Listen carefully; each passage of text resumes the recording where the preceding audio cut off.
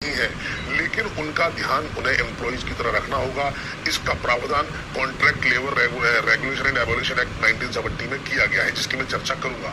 इसके अलावा सबसे पहला ख्याल एम्प्लॉयर को ये रखना है कि जब कॉन्ट्रैक्टर का बिल आता है पेमेंट करने के लिए, तो वो उनका समय से पेमेंट कर दे, ताकि वो भी अपने कर्मचारियों को समय पर पेमेंट कर दे। एक बात, प्रिंसिपल एम्प्लॉयर को यह ध्यान रखने की आवश्यकता है कि कॉन्ट्रैक्टर अपने कर्मचारियों को पेमेंट चेक के द्वारा या बैंक ट्रांसफर के द्वारा कर रहा है, ताकि पैसा उनके बैंकों में पहुंच रहा है।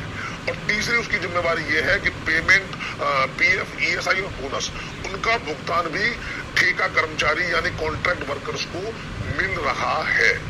इसके अलावा एक खास बात यह है कि ग्रेच्युटी कानून भी लागू है, चाहे वो एक एम्प्लॉई 5 साल में एक प्रिंसिपल एम्प्लॉयर के काम करे या कहीं के काम करे। अगर उसकी अपनी नौकरी कॉन्ट्रैक्टर के यहाँ पेमेंट ऑफ ग्रेच्युटी एक्ट के अनुसार 5 साल या उससे अधिक हो जाती है, तो वो ग्रेच्युटी का हकदार हो जाता है।